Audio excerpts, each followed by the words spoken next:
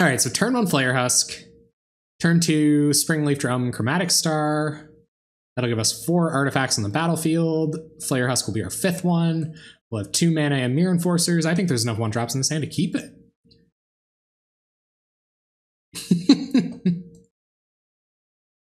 Oh, super cool looking island. Okay. James B, gonna pass it over. There's a Seat of the Synod. That's pretty cool too. Okay, so Dark still Citadel. Getting dark with it. Play a Flare Husk. And pass turn. This is gonna be like, this might be a really early Mirror Enforcer, which I would be super cool with. I'm just gonna thoughts. Is this the Jace's Phantasm? Yeah. Playing Jace's Phantasm Mill team. Okay, let's be the fastest. How can we play the most artifacts here? We can play all the 1-drop artifacts in our hand. So let's do that. So let's go Springleaf Drum, Chromatic Star, or no, Flare Husk, I guess. Because this one will have Summoning Sickness. We can tap the Flare Husk to add 1, 2, 3, 4, 5. No, we can't play Mirror Enforcer yet. Tap this. Play out Chromatic Star. So we have 1 mana Mirror Enforcer, but not 1 mana enough to cast it. Okay. Get in for attacks and pass. Smaller bullets actually do more damage. You know what? I know about as much about that as I do about Affinity. But I heard once. I heard once that it's a pretty good time just training your way up from the low ones to the big ones. We're gonna mill a jillion cards. Gonna F6. These decks are really cool. Like, I feel like Pauper has a ton of cool decks. Don't get me wrong. There's like Tireless Tribe and Free from the Real Combo and Tortex and things like that. But for some reason, like those casual players just love them. They're mill decks, and I feel like having a mill deck be popular would be something that would really entice players into joining the format. We're gonna force through our Mirror Enforcer. If they don't have any way to deal with this once it's on the battlefield, we're in pretty good shape. They have days? They might have days. Oh no, we can Springleaf Drum a Germ token. Okay, go to attacks. Get in with the Germies. The Germ boys for 2. In your experience too. That's interesting, Lost Nation JC. In your experience. What have you been up to, man? You all right? You okay? All right over there? Still surviving? Oh, okay. It's more Hareshars. I want to probably on, or maybe on the Ninja of the Deep Hour sideboard plan. There's another, they got their counterspell mana up again. I feel like they have that bounce spell too. There's like, I feel like I've run into, oh no, maybe that was the Miracles deck I played against. I'm gonna get a bunch more mill triggers. Yep. They're gonna bounce this Mirror Enforcer. I'm gonna tap it to Springleaf Drum and Galvanic Blossom. So I can't have 6, unfortunately. Almost got to always yes, always yield. Go check out the Maverick Girl. Get some always yes, always yielding going on. Go watch that Martyr Cash. That always yes, always yield. Good God, man. Oh my goodness, I'm so sorry you had to go through that. Seriously. That must have been so brutal for you. Like, legit. Holy crap, man. Yeah, well, I mean, it happens, dude. I know my consolation might not help a ton, but still. Ooh, that blows, man. Getting to the point where I'm going to start sacking these stars to draw cards. Opponent's gonna that scour us. There's a thought cast. They're gonna do that whole thing. We're gonna draw another Galvanic Blast. So Galvanic Blast you. So it's 8. That puts them down to 9 damage, and we have 6 on board. So they're pretty freaking close to just being dead. So I think I might even just sneak through my Galvanic Blasts. Like, I'll draw a couple cards with these Chromatic Stars, floating red mana. And then if we don't find anything, we'll just Galvanic Blast them to the face. Okay, let's see what we find. Another 4/4 would be sweet while they're tapped out. Oh, yeah. I'm not always yesing, always yielding. ATOG's interesting. Yeah, maybe I just ATOG here and leave up Galvanic Blast. I think I will. I'm gonna ATOG here. It is weak. It is weak to them having that burn spell if they do have it, but oh, there's a daze. Okay. Yeah, no, I can't do anything about daze. No, sure, you daze me. Go ahead. Yeah, I think Galblast to the face is what we're gonna do. Is this a mill deck that transfer? That was what I was just thinking. Come in, we are closed. I was like, I don't know, because like that really worries me. I'm kind of so start thinking about the sideboard plan now, because I'm a little stuck on what I would do. There's another erasure. I'm a little stuck on what I would do if they did go to the double erasure sideboard plan. I almost think I should have double Gal Blasted there. That feels a little weak. I very much feel like I should have double Gal Blasted there. Been too long. See ya, Kirk, man. Thank you so much for dropping in, dude. Have a great sleep. Have a great, great sleep. All right, Prophetic Prism. I think we're going to attack. They probably have Counterspell here, but I don't mind getting one Counterspell out of their hand. I think they're just dead to one. No, they're only dead to 2 blasts, so I'm going to sack this for red and try to point a Gal Blast at their face. Ooh, Carapace Forger, though. Oh, we can't cast it anyway. Okay, let's try to Galvanic Blast them. Right? Yep. Let's see. Do you have a Counterspell? Do you have... Yeah, so if it is a transformational sideboard, there's going to be a lot of thinking during my sideboarding. They have Deprive. Okay, so they're returning a lot of lands to their hand. But they're, like... A lot of ways they're dead next turn. I don't know how they could really up this Jace's Erasure. I guess a couple Gushes would do some serious damage. Would do some very serious damage. We're only on 25 cards right now, though. There's a Whirlpool Rider. So they're going to draw 2 new cards, get a bunch of Jace's Erasure triggers. They have to kill or block exactly 2 of our creatures. They also need another counterspell for our Galvanic Blast. I'm not going to attack. I'm going to leave back a Germ Token. No, I can't leave back a Germ Token or we don't win. Oh, that's tough. That's really tough. They have the counterspell. We don't have the colored mana. Okay, we have the colored mana now. All right, so let's try to Frogmite, because I want to see if they have... It looks like they've F6'd. Let's go to attacks. Get in. Do we win? Go to blocks. They'll take 2. Okay. So, leave no trace in your sideboard. I'm not, no. Should I be? Okay, I think this is just Carapace Forger here. Like, Galvanic Blast wins us the game.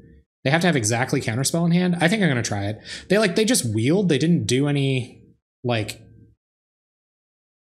crazy digging for spells. They have a lot of counterspells in their deck. They have, like, Deprives and Counterspells, so they might have 4 of those. All right, we won. Okay. All right, so let's not bring in Serene Heart because we all know how far that's going to get us. Let's bring in our Pyroblast. Pyroblast are just good against everything in this deck. Let's bring in our Relic just in case they have the Jace's Erasure. I don't think this is an Electrickery matchup. I don't think this is a Standard Bearer matchup. I'm a little afraid to bring Serene Heart in. Unless, no, I don't have, what is Leave No Trace? I should look that up. What's Leave No Trace? I'm going to look it up. Don't worry, I got this. I got it, man. Leave no trace is what we're looking for, right? Don't worry, I don't have to think about sideboarding. I'm just looking this card up.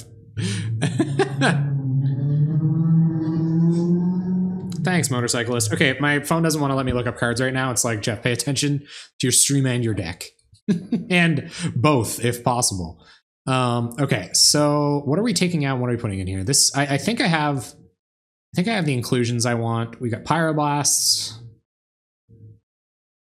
and a Relic, just in case they do bring in that Jace's Erasure plan. Do we really want to next level them here and like bring in more removal for their threats? I don't think so. Ichor Wellspring will come out. We're going to bring in that Echoing Bounce spell, but we got our best answer to that already. Maybe I'll get Galvanic Blasts will come out. These are only good if they have... I'll take out 2. Oh, but it might be, like, we gotta be fast, too. If they lock us down somehow, that would be really bad. Maybe take out 1 Thoughtcast. And... Maybe Relic is just not worth it. Pyroblast will kill them, or Galvanic Blast plus something. I don't want to be all in here. I don't want to be all in at all. Never take out Thoughtcast? Oh man, what do I take out? I don't know what to do. Okay, I'll go down 2 Gal Blasts. And Frogmite? I don't know. Maybe Frogmite doesn't do enough? And a Flare? Oh, a Flare is a good idea. Go down on Stars and a Flare.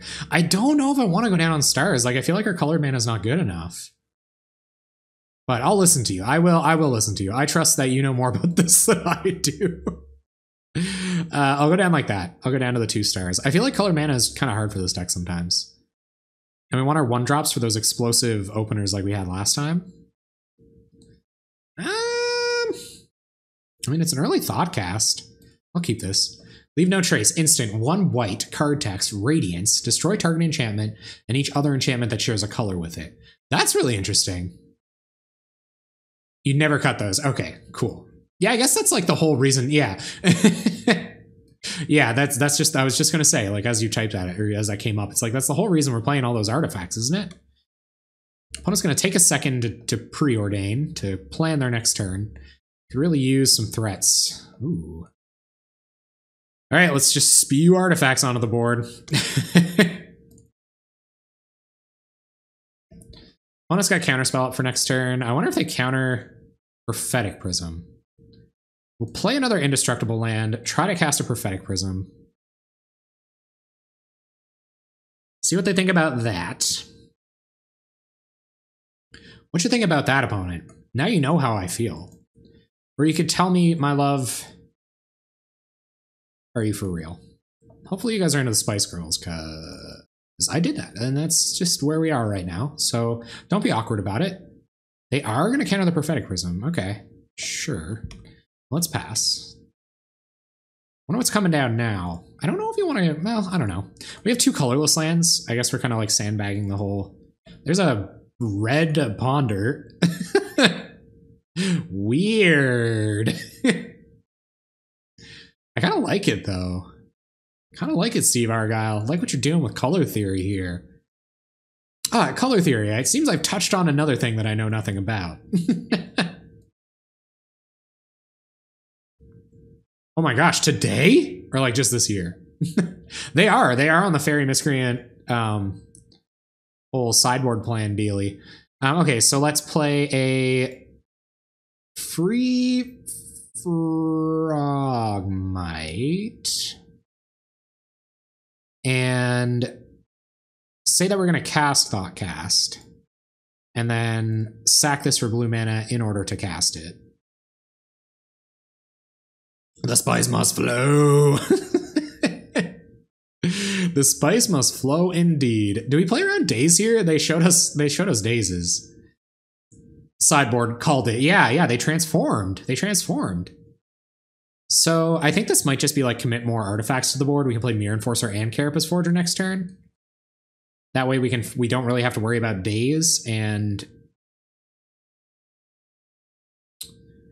I don't know, I really feel like attacking with this Carapace Forger right now.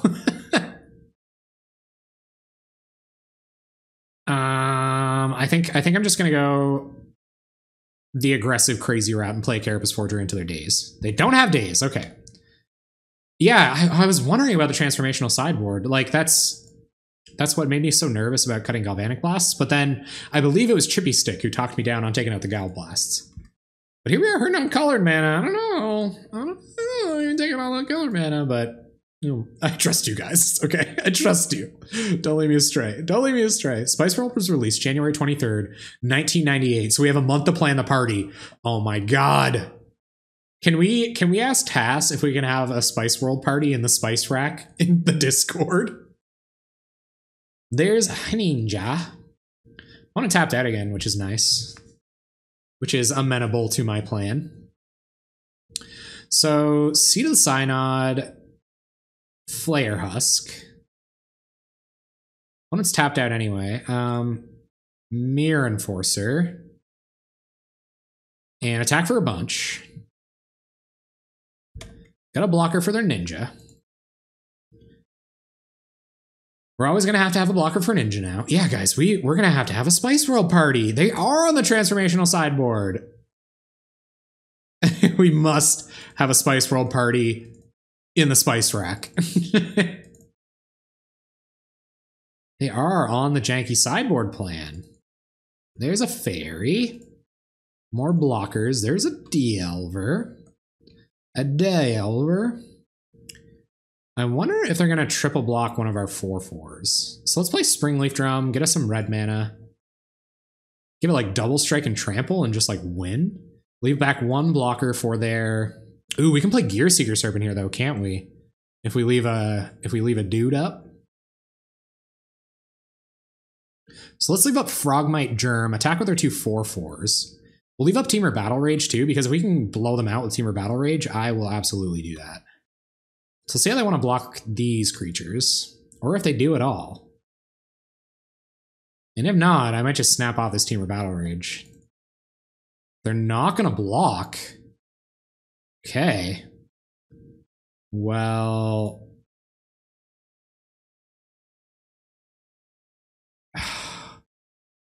But Gear Seeker Serpent is still really good next turn too. We can make it unblockable. We can't, yeah, we can make it unblockable next turn. And they can't daze it. Temur Battle Rage puts them at 2. Like, we're so close. I'm going to save it. I'm going to hold on to it. Okay, so let's tap this for a blue. Tap this. I should have attacked with another creature too, especially if I was planning on casting another creature. Probably another little punt there, but just some sort of creepy Spice Girls and Dune crossover theme. I mean, I think they already did that in the song I cited earlier. I do believe that was part of it. All right, let's swing with everything. We have Temur Battle Rage. We're invincible. What could this 4 mana represent? Or do we just make Gear Seeker Serpent unblockable and try to get in? Yeah, like we don't really have any reason to leave anything up. So let's pay blue, tap the Germ. 1, 2, 3, 4. Make Gear Seeker Serpent unblockable. Maybe this isn't the time to do that.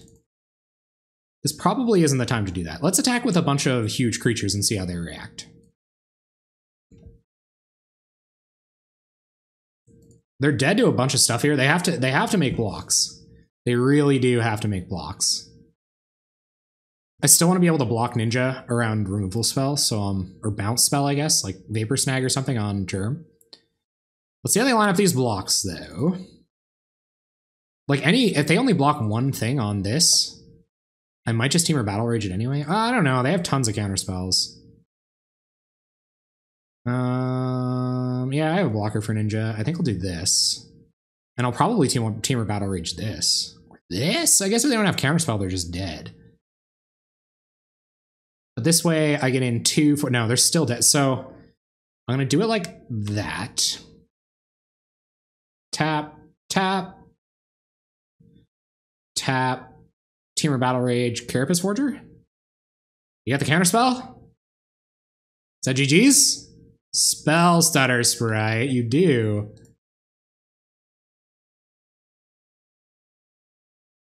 Okay, so, well, I still take out the Spire Golem, which isn't super bad. They go down to 2, which means we have a lot of lethal creatures on board next turn. Let's see what happens. Let's see what happens. Just unblockable Gear Seeker Serpent wins the game. So, at least there's that. A lot of ways we could win here.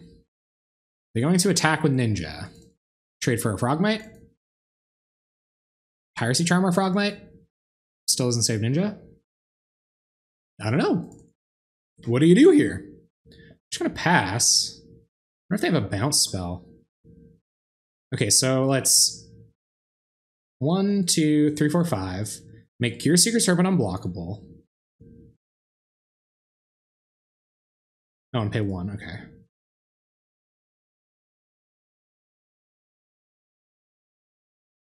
And they have to block this stuff anyway. So I think I might just attack with it, just in case they have a removal spell for the Gear Seeker Serpent. We did it, we won the match. Okay, cool. 2-3 with Affinity. That's not the worst record I've ever had.